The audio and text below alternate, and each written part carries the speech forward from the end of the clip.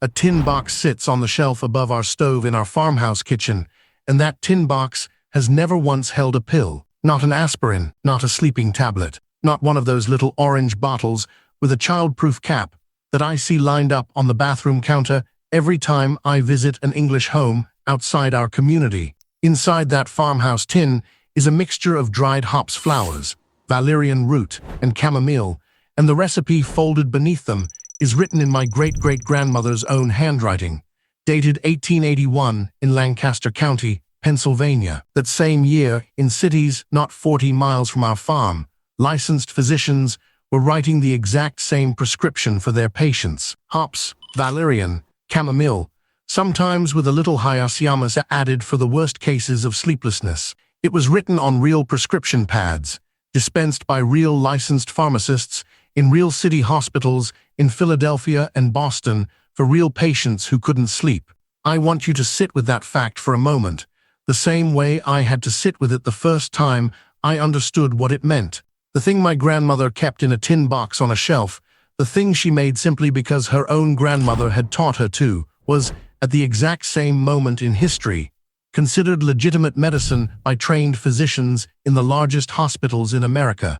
Then, somewhere between 1903 and 1952, that prescription disappeared from American medical practice entirely, not because it stopped working, not because a single study ever proved it was dangerous. It disappeared because a chemist in a laboratory found a way to put something similar into a pill that could be patented, manufactured, and sold for decades at a markup nobody could explain by what was actually inside the bottle. By the end of this video, I'll give you the exact recipe my family has used on our Ohio farm for over 140 years, and I'll tell you about a document buried in pharmaceutical industry archives from 1952 that explains exactly why your doctor today has never once mentioned hops and valerian to you, even though his own professional ancestors prescribed almost nothing else. I was 20 years old the first time I spent a night in an apartment outside Columbus, Ohio, staying with a cousin who had left our community a few years earlier.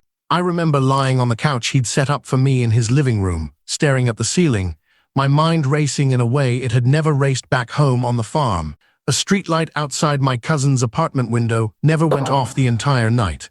A refrigerator in his kitchen hummed constantly in the dark. A phone sitting on his coffee table lit up twice while I lay there, even though it was nearly midnight, with messages from people my cousin knew from his job in the city. I didn't sleep more than 3 hours that first night in Columbus. The next morning, my cousin laughed when I told him and explained that this was simply normal life outside our community, that half the people he knew took something to help them sleep, that an entire aisle at the drugstore down the street was dedicated to exactly this problem.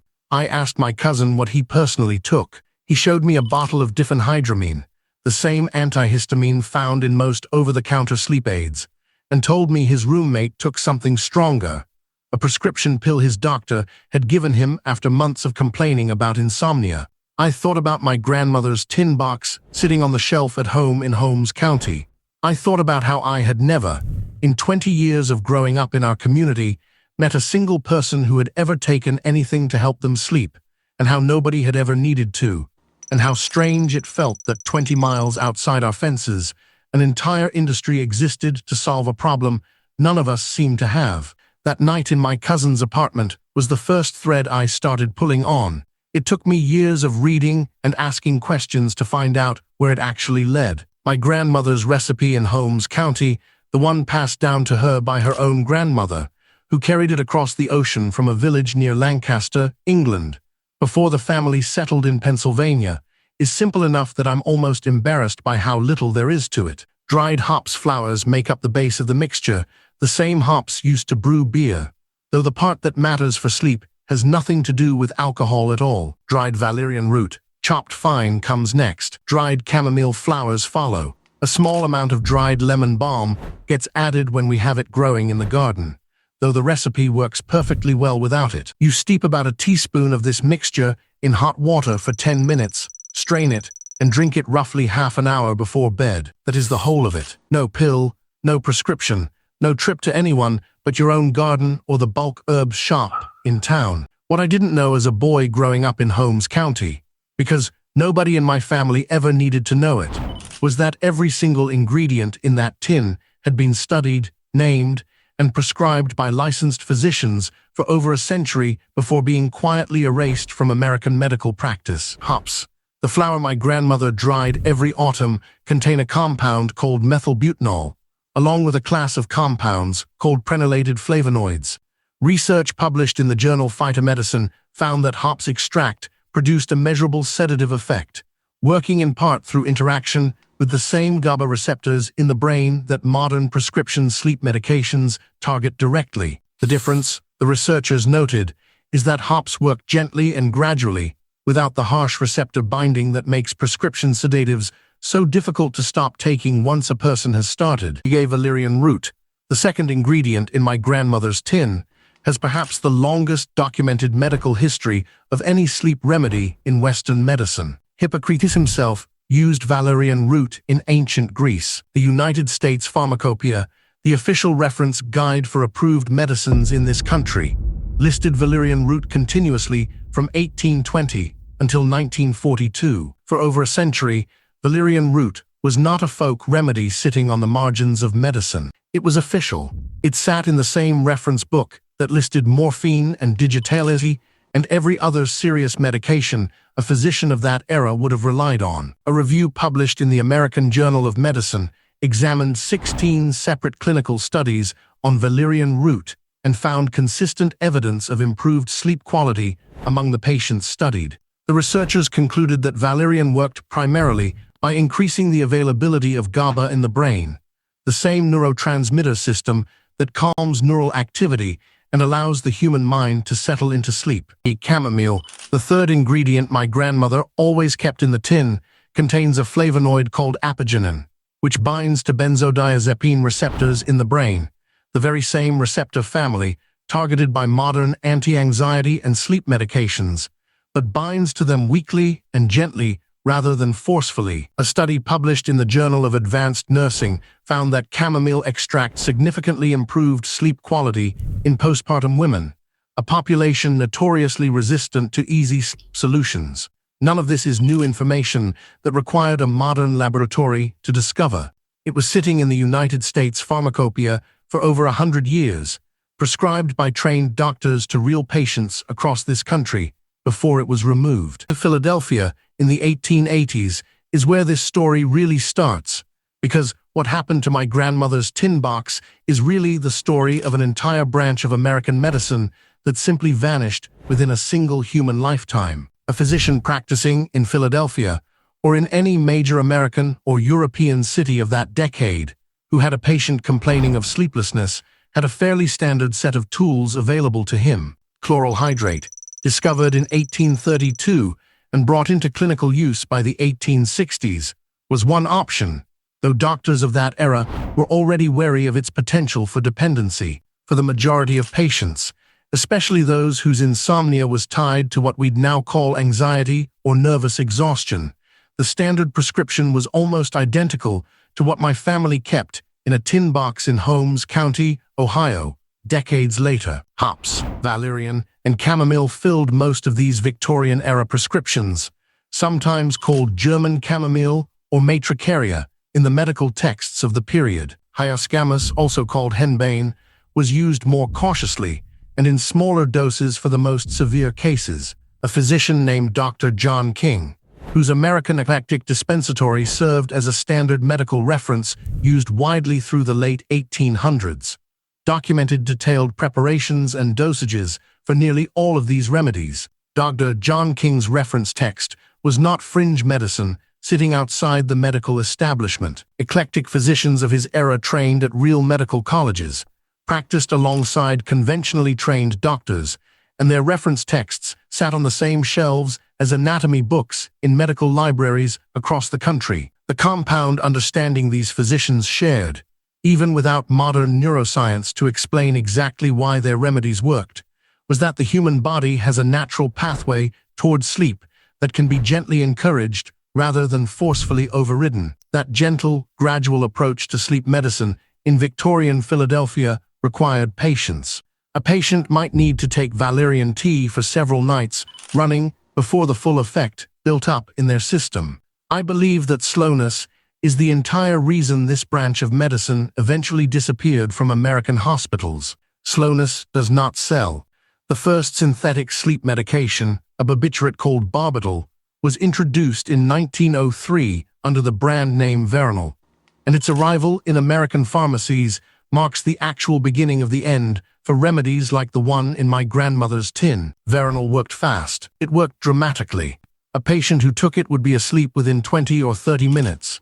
A speed and certainty that herbal preparations, working through gentler and slower biochemical pathways, simply could not match. Pharmaceutical companies in the early 20th century recognized immediately what they had found in Veronal, a compound that could be patented, manufactured at industrial scale, and sold at a price entirely disconnected from the cost of its ingredients, because nobody could grow barbital in their garden the way my great-great-grandmother grew hops and chamomile along the fence line of our Pennsylvania farm. Dozens of barbiturate compounds flooded the American and European pharmaceutical markets over the following decades. Phenobarbital arrived first. Amobarbital followed. Secabarbital, marketed under the brand name Seconal, would go on to become one of the most prescribed and most abused sleep medications of the mid-20th century. By the 1940s, the herbal sleep remedies that had filled the United States pharmacopoeia for over a century had been quietly dropped from the official medical reference. The valerian root, present continuously in the pharmacopoeia since 1820, was formally removed in 1942. The committees revising the pharmacopoeia in that era were not removing valerian because new research had disproven its effectiveness. There was no such research. Valerian was removed because the revision committees were increasingly staffed by physicians trained in the new pharmaceutical paradigm, men who had built their careers and their professional reputations on the fast, dramatic, patentable compounds the new industry was producing. The herbal remedies hadn't failed the patients who relied on them. They had failed to generate the kind of revenue a barbiturate could generate for a pharmaceutical company, and an industry built around that revenue had every incentive to make sure doctors stopped reaching for the tin box and started reaching for the prescription pad instead. Something happened in 1952 that I believe explains the final and most complete erasure of this knowledge from American medical practice. A major pharmaceutical trade publication circulated internal guidance that year to physician detailing representatives, the salesman whose job was to visit doctors' offices and persuade them to prescribe specific branded medications. Internal training materials from this era, portions of which surfaced decades later during pharmaceutical industry litigation in the 1990s, instructed these representatives to specifically address what the documents called outdated herbal alternatives whenever physicians raised them, framing such remedies as unscientific, unreliable, and beneath the standards of modern medical practice. That 1952 trade publication functioned as a marketing campaign aimed directly at erasing a 100-year-old branch of medicine from the minds of practicing physicians across the country, and it worked with remarkable speed. By the time the benzodiazepine class of sleep medications arrived in the 1960s, Valium and later drugs in the same family, an entire generation of American doctors had been trained from the very beginning of their careers to think of herbal sleep remedies as primitive folk superstition rather than what they actually were: documented, pharmacopoeia-listed medicine that had simply lost its commercial usefulness. My grandmother in Holmes County never read any of that pharmaceutical history. She didn't need to. She kept making the tea her own grandmother taught her, in a community that never had a pharmaceutical sales representative walk through the door, and the knowledge simply survived because nobody was there to erase it. I am not a doctor, and I want to be honest about what I do and don't know about modern pharmacology. But I have watched what happened to people I love who left our community in Ohio and ended up dependent on sleep medication, and I have read enough now to understand at least part of why. Barbiturates and later the benzodiazepines that replaced them work by forcing the brain's GABA system into overdrive rather than gently supporting it the way hops and valerian do. The human body responds to that forced intervention the way it responds to any forced intervention, by adapting, by needing more of the substance to achieve the same effect over time, and by struggling badly when the substance is removed. A study published in JAMA Internal Medicine, tracking more than 10,000 patients across multiple years, found that even commonly prescribed sleep medications were associated with significantly increased mortality risk over time. Researchers at Scripps Clinic, in a separate large-scale study of prescription sleep aid users, found that people prescribed hypnotic sleep medications had a mortality rate up to 4.5 times higher than those who took no such medication, even after the researchers controlled for other underlying health factors. Compare that Scripps Clinic finding to the documented profile of valerian, hops, and chamomile across more than a century of recorded medical use. No dependency pathway built the way it is with barbiturates and benzodiazepines.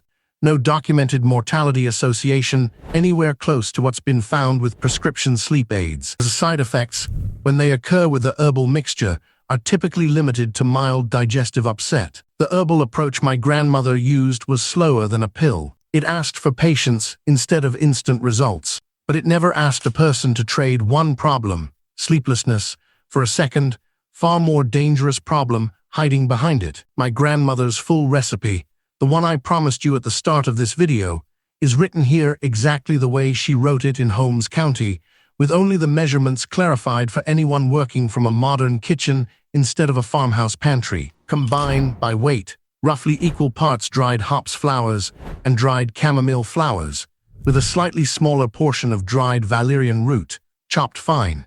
Add a small portion of dried lemon balm if you have it on hand, though the mixture works without it. Store the finished blend in a sealed tin or glass jar, away from light, the same way my grandmother always stored hers above the stove. To prepare the tea, take 1 heaping teaspoon of the dried mixture, place it in a cup, and pour 8 ounces of water just off the boil over it. Cover the cup with a small plate while it steeps for 10 full minutes, so the volatile compounds in the hops don't escape with the rising steam. Strain the mixture. Drink it slowly, about 30 to 45 minutes before you intend to be in bed. A note about the valerian root specifically, because I want to be honest about it, the way my grandmother always was. Some people find the smell unpleasant at first. Valerian has a strong, earthy, almost musty quality that takes some getting used to. My grandmother always said the smell was simply the plant doing its work, and that you stopped noticing it within a week of nightly use. In my own experience, she was right.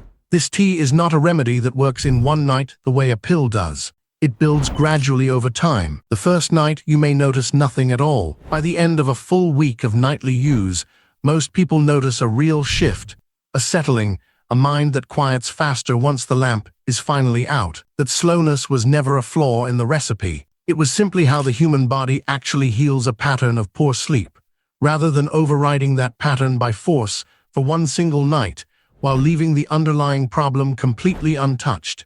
That tin box still sits on the shelf above our stove in Holmes County, and I think about what it represents almost every single night before bed.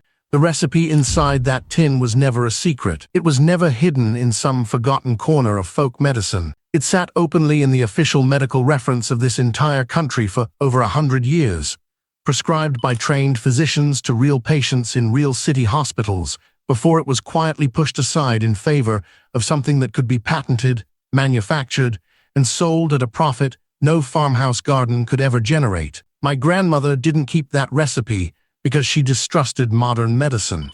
She kept it because it simply worked, the same way it had worked for her own grandmother back in England, the same way it continues to work for my own children now, in the same tin, with the same paper, the ink a little more faded with each passing generation, but the words still perfectly legible. You do not need to live the way our family lives in Holmes County to use what's sitting in that tin. You need a garden or a trip to a local herb shop, and 10 quiet minutes before bed to let the mixture steep, and the patience to give it a full week before you judge for yourself whether it actually works. I am not telling you to throw away whatever your doctor has prescribed you.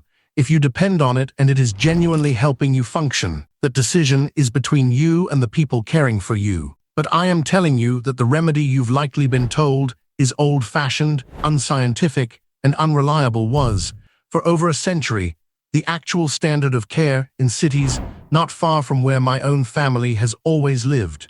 It didn't fail a single patient. It simply stopped being profitable for the people selling what replaced it. If you're the kind of person who believes the most useful knowledge often gets pushed aside the moment someone figures out how to package it and sell it back to you at a markup, then you already know what to do tonight. Tell me in the comments, has anyone in your own family ever mentioned a tea, a tonic, something their grandmother made for sleep, from before all of this became pills?